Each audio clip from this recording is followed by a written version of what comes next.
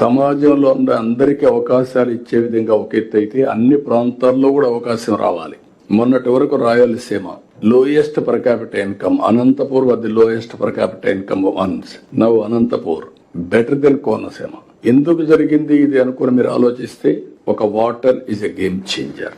Water వచ్చింది, policies, public policies are important. మళ్ళీ మాట్లాడుతున్నా. 25 సంవత్సరాల కంటే ముందు ఒక ఐటీ గురించి మాట్లాడాం. ఈ రోజు ప్రపంచం మొత్తం ఐటీ ప్రొఫెషనల్స్ ఉన్నారు.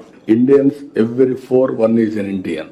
Among Indians every 4 1+ is from Andhra Pradesh, 30%. ప్రపంచంలో ఏ దేశానికి పోయినా హైయెస్ట్ పర్ క్యాపిటల్ ఇన్కమ్ తెలుగువాడు. ఇక్కడ సౌత్ ఇండియాలో lowest per capital income Andhra Pradesh. Telangana highest per capital income in India. Because of bifurcation ఆ బెనిఫిట్ అక్కడ వచ్చింది. ఇక్కడ మనకు వచ్చిన కొన్ని ఇబ్బందులు ఎన్నోసార్లు మాట్లాడుకున్నాం. బైఫర్కేషన్ ఒక యాంగిల్ అయితే, ఆ తర్వాత వచ్చినటువంటి 5 సంవత్సరాల పరిపాలన కొంత ఇంకా డిట్రియేట్ అయ్యాం.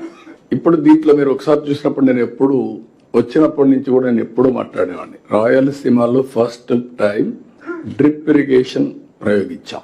ఈ రోజు రాయలసీమలో ఆ డ్రిప్ ఇరిగేషన్ వల్ల హార్టికల్చర్ ప్రమోట్ చేశాం. ఈ 2 డెడ్లీ కాంబినేషన్.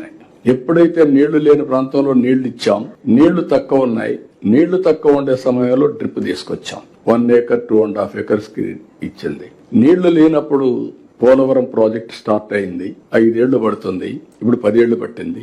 ఈ 5 సంవత్సరాలు ఏం చేయాలని ఆలోచించి 1 సంవత్సరంలో పట్టిసీమ పూర్తి చేసి, పట్టిసీమ నీళ్లు కృష్ణాకు తీసుకొచ్చి, కృష్ణాలో వాడే నీళ్లని సేవ్ చేసి శ్రీశైలం నుంచి రాయలసీమకి ఇచ్చాం.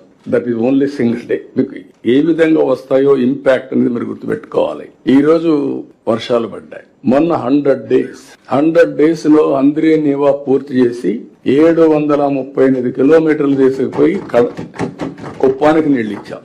అక్కడ అన్ని చెరువులు నీళ్లు పెడుతున్నాం. ఈ రోజు ఎంత ఆనందం అంటే, ఈసారి వర్షాలు పడ్డాయి.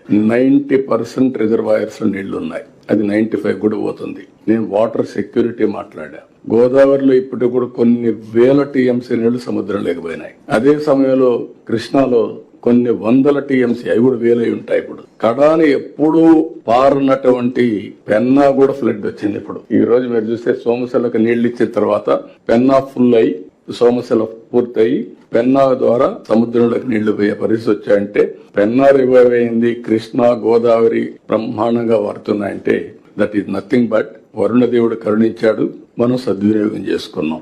మీకు ఎందుకు ఈ విషయం చెప్పానంటే, అది కూడా వచ్చినప్పుడు డిస్కషన్ కోసం ఒక ఎగ్జాంపుల్, ఒక పబ్లిక్ పాలసీ ద్వారా వీ కెన్ ట్రాన్స్ఫార్మ్ టోటలీ.